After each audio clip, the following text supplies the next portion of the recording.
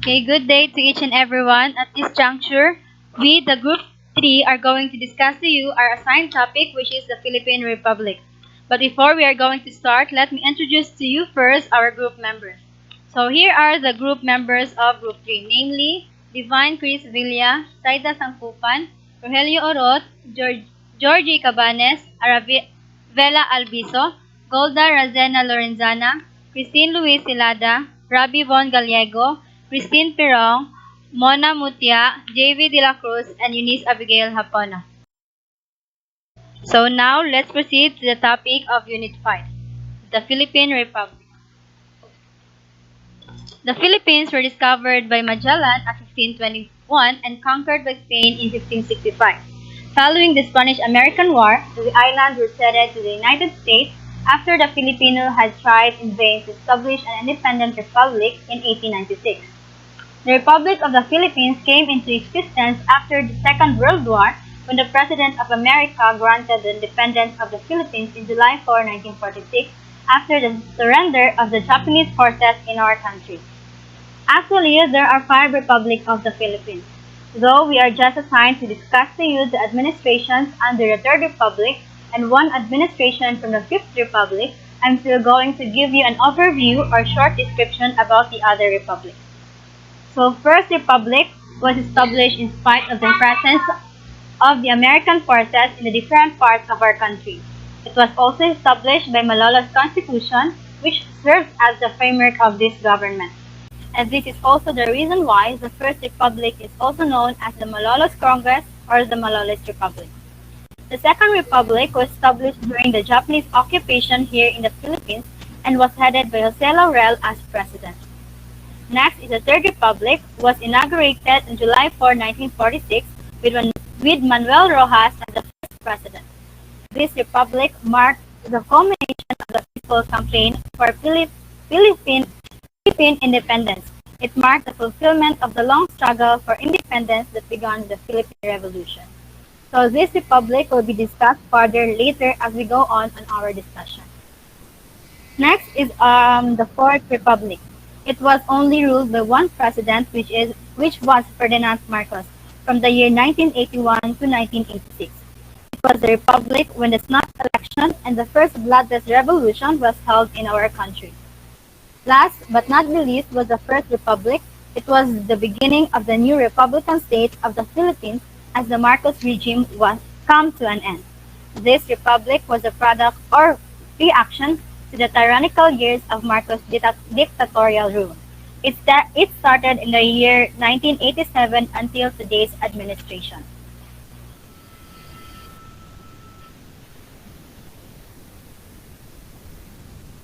Alright, so for the scopes of our report, we have the administrations that we are about to discuss. The following are Manuel Rojas administration, Elpidio Quirino administration, Ramon Magsaysay administration, Carlos Garcia administration, Diosdado Macapagal administration, and Corazon Aquino administration. So now let's start with Manuel Rojas administration to be discussed by Divine Chris Villa and Saida Sangkupan.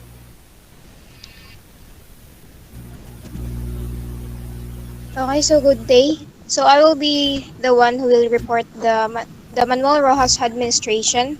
So Manuel Rojas administration in 1946 to 1948, he was elected as the last president of the Commonwealth government in April 1946. He became automatically the first president of the Republic of the Philippines upon the proclamation of independence on July 4, 1946. So fortunately, President Rojas was financially supported by the US government at the time of his candidacy.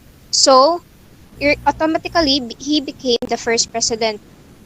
And also, President Rojas, with bold steps, met the situation with the same confidence he exuded in his inaugural address when he said, "The system of free but guided enterprise is our system." So that was being stated of Manuel Rojas in the inauguration of the presidents. And then, among the main remedies proposed was the establishment of the Philippine Rehabilitation Finance Corporation.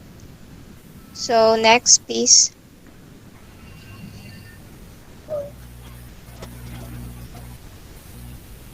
So for the Hello continuation, everyone.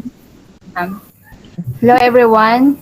I'm Saidas Sangkopan. I'll be reporting the continuation of Manuel L. Rojas administration. So please stand by. On the day of the establishment of Philippine independence and the republic was inaugurated under a proclamation enacted by a foreign government, President Rojas signed the USRP Treaty of General Relations nullifying Philippine independence. According to my research about the Treaty of Manila of 1946, formally the Treaty of General Relations and Protocol, is a treaty of general relations signed on July 4, 1946 in Manila, the capital of the Philippines. It relinquished the U.S. sovereignty over the Philippines and recognized the independence of the Republic of the Philippines, and the treaty was signed by High Commissioner Paul V. McNutt as representative of the United States and President Manuel L. Rojas as representative of the Philippines. Under the Rojas on the basic colonial for the reason of maintaining the nation's safety and security because of Hukbalahap movement. That's all.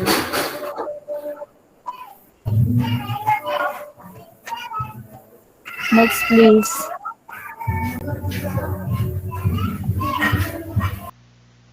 okay, so for the continuation, on the day of the established Philippine independence and the republic was inaugurated under a proclamation enacted by a foreign government, President Rojas signed the USRP Treaty of General Relation nullifying Philippine independence. Under the Rojas and the basic colonial subservience of the Philippines to U.S. government, these were the Property Act, the Belt Trade Act, the USRP Military Bases Treaty, and the USRP Military Assistance Pact. So these are the part of under the Rojas administration. Next, please. And also, the Tidings Rehabilitation Act required the ratification of the Trade Act with a parity meant before the U.S. government could pay war damage claims exceeding $500. Knowing no bounds in its hatred of the people, the Rojas administration banned the hukbalahap and the pambansang kaisahan ng mga magbubukid by presidential proclamation on March 6, 1948. So in this bounds, it was being stated to the Rojas administration about the being banned of the hukbalahap and the pambansang kaisahan, in which it was being the date is on March 6, 1948. Next. So now, let's start for the Elpidio Quirino administration to be discussed by Rogelio Orot and Georgie Cabanes. Hi everyone. Right now I will discuss to you about Elpidio Quirino administrations. Swipe down.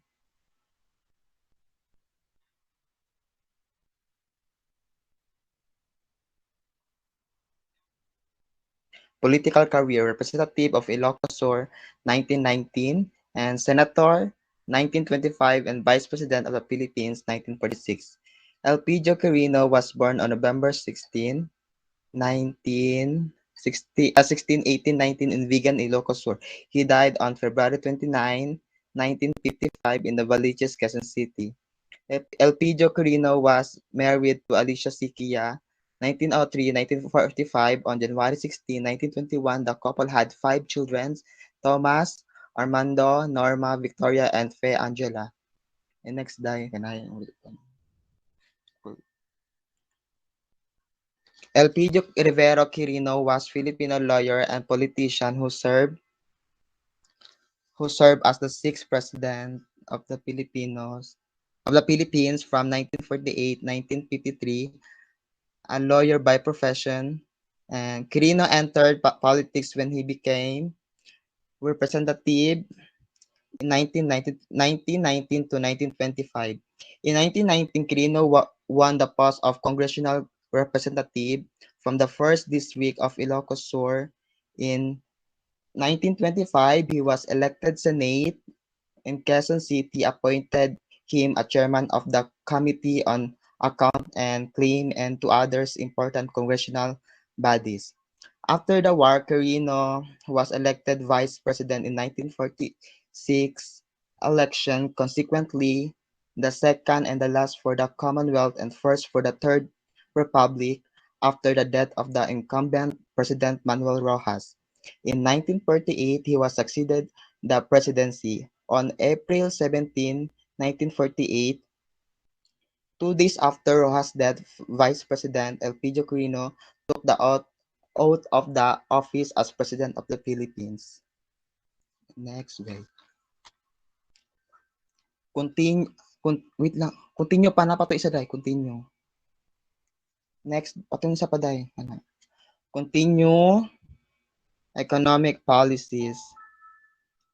A constellation of economic policies were institutionalized during Quirino administration.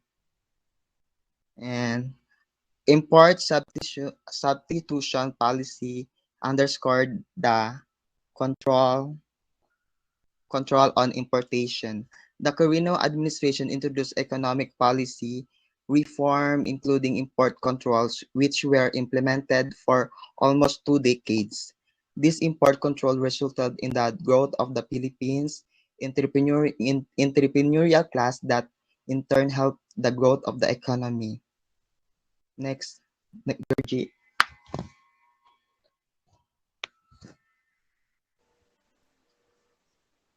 Swipe. Yes, swipe. Georgie. Hi, good evening, everyone. And this is Georgie Cabanes, and I. This is the continuation of the Elpidio Quirino accomplishment and achievements. Or wait lang ha. Maklaro ra kung tingog. Yes. Papa. ACCFA stands for Agriculture Credit and Cooperative Financing Administration to assist small farmers in securing several credits. PACSA stands for President Action Community Committee on Social Admiration in 1948. President Elpidio Quirino created the PACSA, which the duty on going to the field and minister to the needy, the hungry, and the sick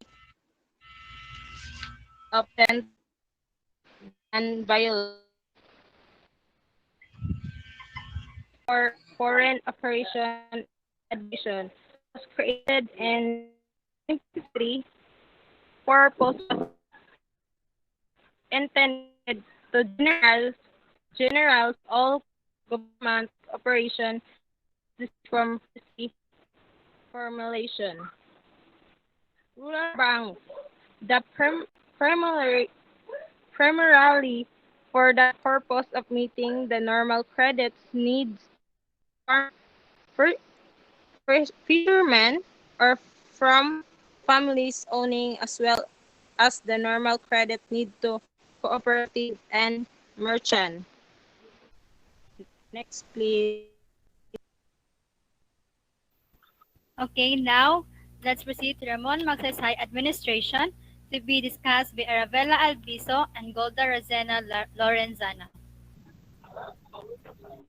So good day, everyone.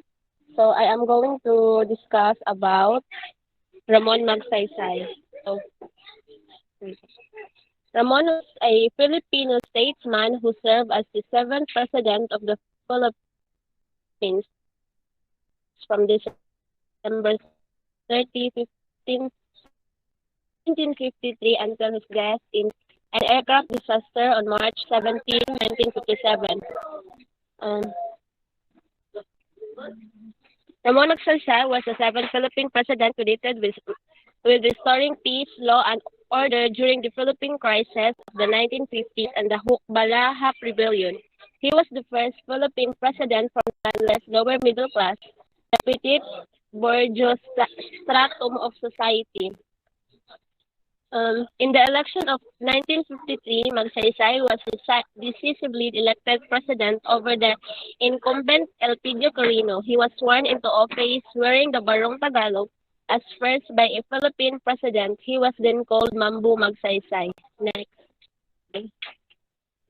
As a president, he was a close friend and supporter of the United States and a vocal spokesman against communism during the Cold War. He led the foundation of the Southeast Asia Treaty Organization, also known as a Manila Pact of 1954, that aimed to defeat communist Marxist movements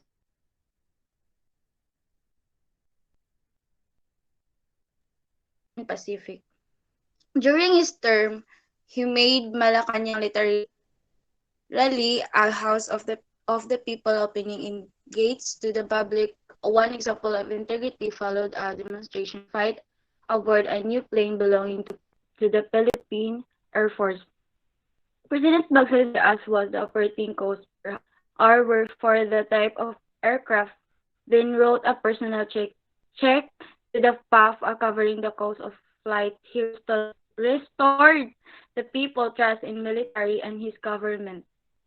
So he was a shamble of masses because of his advocacy for fairness and justice embodied his credo. This who has less in life should should should have more in law. So he left a legacy, integrity, and nationalism, are good and people-centered governance, and is remembered for owning Malacanang as House of the People.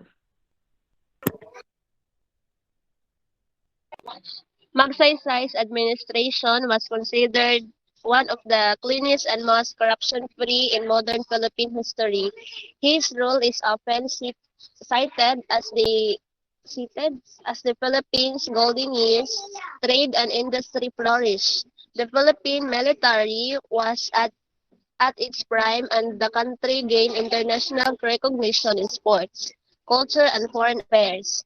The Philippines placed second on a ranking of Asia's clean and well-governed countries. Next. So now for Carlos Garcia administration to be discussed by Christine Luis Celada and Rabi Von Gallego. Good day, everyone. I am Christine Celada, and in this juncture, I will now discuss and tackle about Garcia's administration together with my partner for this discussion, Mr. Gallego. So before we start, let us just first get to know about Carlos P. Garcia. Carlos P. Garcia, or in full, Carlos Pulistico Garcia. Carlos Garcia, born on November 4, 1896 in Talibon, Philippines. Carlos Garcia died on June 14, 1971 in Quezon City by having a heart attack. Mr. Garcia lived for 74 years. Carlos P. Garcia was elected as Vice President in the ticket of Nacionalista Party in 1953. And during that time, he was also the Minister of Foreign Affairs. He was elected for the fourth elected president under the banner of Nacionalista Party.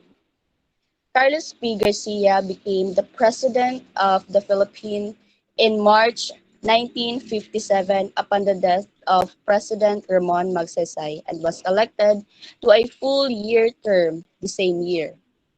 President Magsaysay was killed on an airplane accident, specifically on March 17, 1952. And so Garcia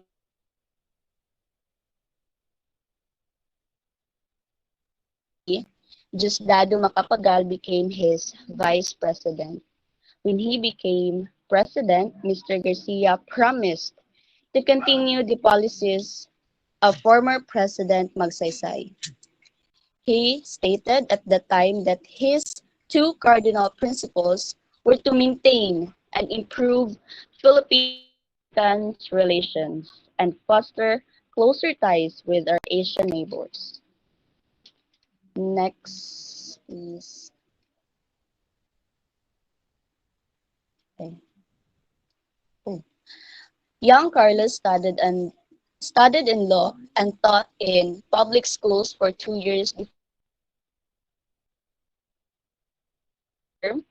in the House of Representatives, 3 terms as governors of Bohol, and had just been elected senator when World War II broke out. And so on, he became a vice president and elected as president.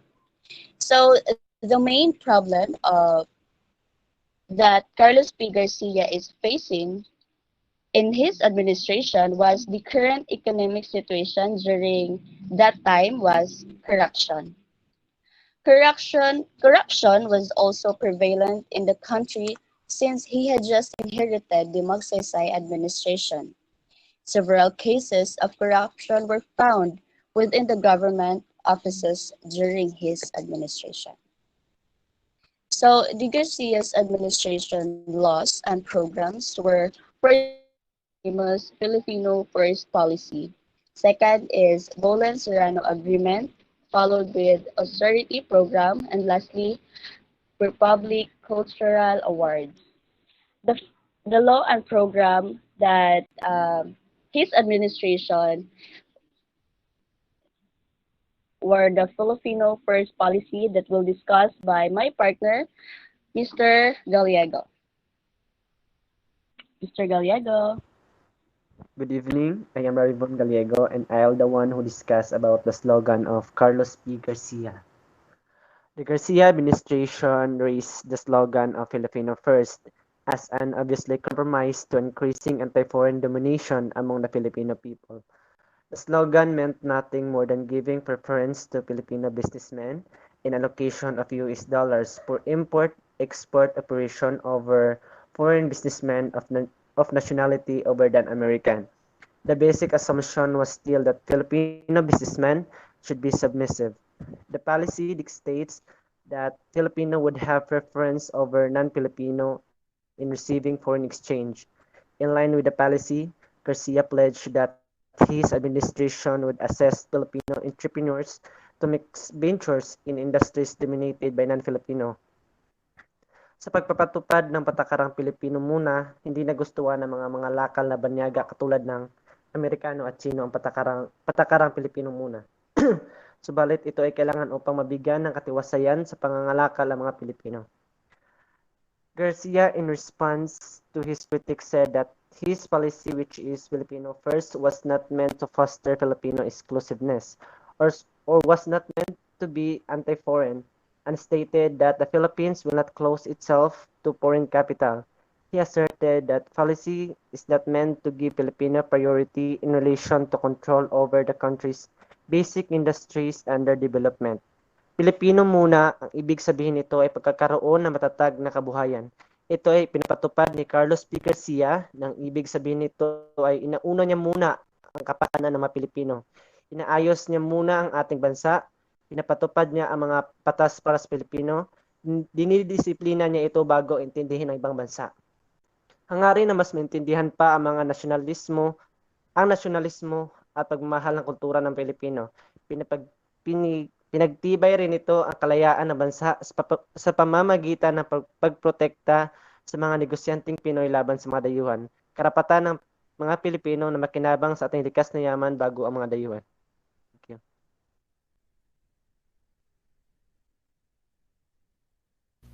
So now, let's proceed to Diosdado Macapagal administration, be discussed by Christine Perong and Mona Mutia. Good day, everyone. I'm Christine Perong, together with my partner, Monami Mutia, and we are going to discuss about Diosdado Macapagal. Diosdado Macapagal, 1910, 1977. Diosdado Macapagal is the ninth President of the Philippines, serving from 1961 to 1965. Fifth President of the Third Republic, second President of the 1971 Philippine Constitutional Convention, sixth Vice President of the Philippines, serving from 1957 to 1961. Diosdado Macapagal was born on September 8, 1910 in Lubao, Pampanga. His father, Urbano Macapagal, was a poet who wrote in the local Pampangan language, and his mother, Romana Pangan Macapagal, was a school teacher who taught catechism. And next. In 1983, Diosdado Macapagal married Porita de la Rosa and they had two children, namely Arturo Macapagal and Celo Macapagal Salgado, until Porita's death of malnutrition in 1943. Then, next. Good day, everyone. I'm Monami Motya. I'm going to continue the Diosdado Macapagal administration. On May 5, 1946, Diosdado Macapagal married Dr. Evangelina Macaraig, with whom he had two children, Gloria Macapagal Arroyo, who became President of the Philippines, and Diosdado Macapagal Jr. Next, please. Diosdado Macapagal accomplishment: Agricultural Land Reform Code, Emergency Employment Administration, Philippine Industry, Saba, Mapelendo, and Independence Day. Diosdado Macapagal died of heart failure, pneumonia, and renal complication at the Makati Medical Center on April 21, 1997. He buried at the libingan ng mga bayani. So now, last but not the least, is Corazon Aquino administration, to be discussed by J.V. De La Cruz and I, Eunice Abigail Hapona. Good day, everyone. I will discuss about Corazon Aquino administration. So from 1986 to 1992, Corazon Aquino served as President of the Philippines. She was widow of opposition leader Benigno Aquino Jr., who was slain by the Marcos government. Many of Marcos' policies were reversed by Aquino, notably the abolition of oppressive labor regulation. She had tremendous support and directions from the Catholic Church, including political advice during the elections as a devout Catholic. Following Benigno's martyrdom, the church presented her as a suffering Mary, the Mother of Christ. This depiction was based on the Spanish introduction of prominent gender categories and ideal gender norms. Pre-colonial female archetypes of motherhood and female authority were also incorporated into the iconography. Filipinos have mixed feeling about Aquino's presidency because of her involvement in replacing Marcos, although detractor points out she reinstated authoritative families and power structures that had been removed by Marcos. Aquino was descended from the Cuancos, a wealthy and powerful Chinese mestizo family who possessed 6,000 hectare estate. The military remained a repressive power in Filipino society, drawing public support from Aquino and resulting in ongoing clashes with hostile leftists. Next. Ikaw na, Eunice. So now, let's proceed to the significant legislation that were approved during the term of President Corazon Aquino. So these legislations or are the following: the local government code of 1991, the family code of 1987, the administrative code of 1987, and the comprehensive agrarian reform act of 1987. So, in the local government code of 1991, it provides the overarching framework of local governance in the Philippines that had the key principles of local autonomy, decentralization, accountability, and participative governance. This code establishes the system, defines power of provincial, city, municipal, and barangay governments in our country. This code provides for a more responsive local government structure instituted through a system of decentralization, whereby local government units (LGU) are delegated more power, authority, responsibilities, and resources. Next is the Family Code of 1987. So this code was signed into law by then President Corazon Aquino on July 4, 1987. This code This code has the basic law covering persons and family relations, governs marriages, legal separations, property relations between spouses, and parental authority, among others. So this code recognizes a family constituted through the union of a man and a woman. It classifies family relations as those between a husband and a wife, between parents and their children, and among full or half-blood siblings. Now, for the Administrative Code of 1987, so this code lays down the basic policies and the system and procedure by which the organization and operation of the bureaucracy are to be based, including the personnel administration aspect. This present code is actually a comprehensive revision and updating of the country's old administrative code dating back to 1970. This administrative code accomplished its mandate when the departments or the local government department establish and prescribe plans, policies, programs, and projects to strengthen the administrative, technical, and fiscal capabilities of local government offices and personnel. Formulate and implement policies, plans, programs, and projects to meet national and local emergencies arising from natural and man-made disasters, and provide assistance in the preparation of national legislation affecting local government units. For the Comprehensive Agrarian Reform Act of 1987, it is an agrarian reform law of the Philippines whose legal basis is the Republic Act number 6657. In this code, it is the stated policy, in this Reform Act, it is the stated policy of the state to see the welfare of the landless farmers and farm works and to establish cultivatorship of economic-sized farms as the basis of Philippine agriculture. It is a redistribution of private and public agricultural lands to help the beneficiaries survive as the small independent farmers regardless of the tenurial arrangement.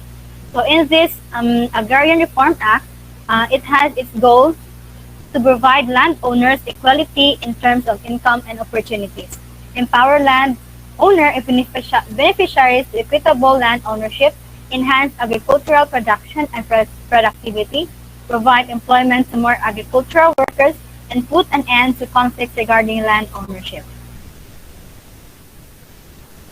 So now in this juncture, let's also discuss about the achievements during the Corazon Aquino administration. So for the political achievements, as you can see in the slide, these are the 1987 Constitution, restoration of democratic institutions, Freedom Constitution, National Reconciliation, ARMM, PCGR, or Presidential Commission on Government Reorganization. So let's start. So during the Aquino administration, the 1987 Constitution was approved and enacted in February 1987. So during this time, President Corazon Aquino's government had three options regarding the Constitution. It was to reverse the 1935 Constitution, retain the 1973 Constitution, and be granted the power to make reforms or start anew and break from the vestiges of a disgraced dictatorship. So the government of the Aquino decided to make a new constitution that, according to the president herself, should be truly reflective of the aspiration and ideas of the Filipino people.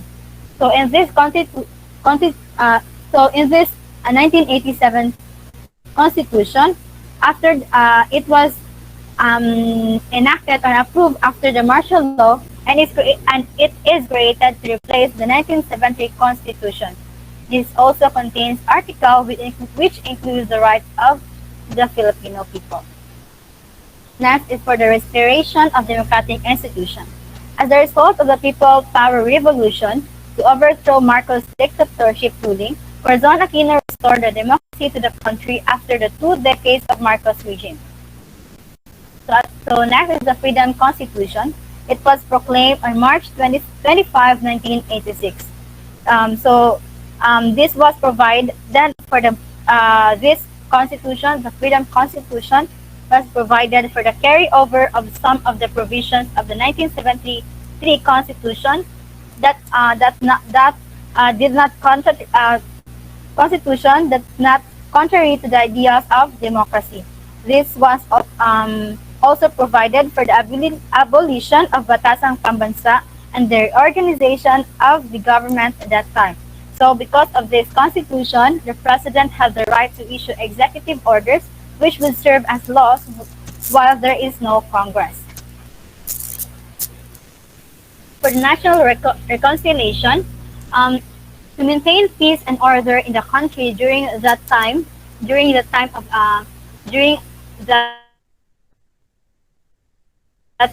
the Aquino's administration, and before the Aquino administration, President Aquino announced a policy of national reconciliation, asking for the cooperation of the Filipinos, especially the rebel groups. Next is the ARMM. So as we know, ARMM stands for Autonomous Region in Muslim Mindanao. Mindanao was a very independent part of the Philippines, and there is a part of it who refused to be part of the Philippines. So to solve this problem, President Cory Aquino gave them a freedom to be singled out from the country and declared it as ARMM. Next is the PCGR, or the Presidential Commission on Government Reorganization. Its main function is to streamline bureaucracy. In the process, some government offices will phase out, displacing a number of government employees. So now let's move on for the economic achievements during the Aquino administration. So let's skip this PSGR. So let's proceed to the CAR, or Comprehensive Agrarian Reform Law, which implemented CARP, which stands for a Comprehensive Agrarian Reform Program. So this CAR, or Comprehensive Agrarian Reform Law, signed by President Aquino, which implemented the CARP. When we say agrarian reform,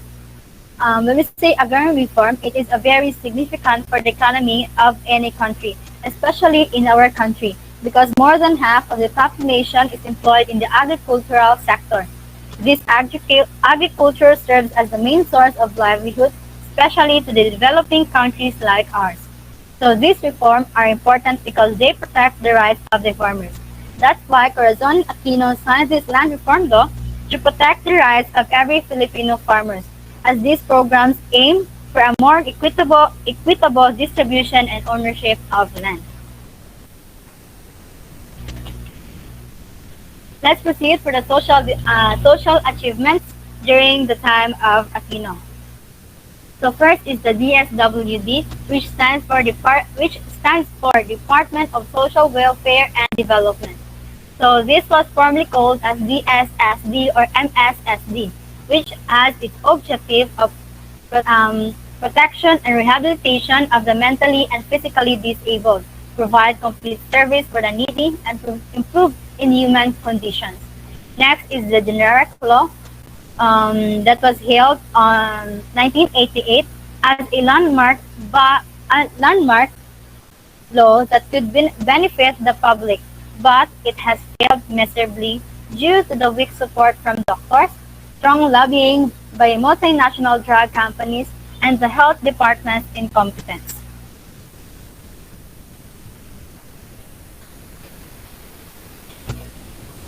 So now let's proceed to the problems that Corazon Aquino faced during her administration. So as we can see in the slide, these are the following main problems that she faced during his time. We have here the widespread poverty, income inequality, communist insurgency, politicized military, corruption and cronyism, failure of the land reform, and economic decline.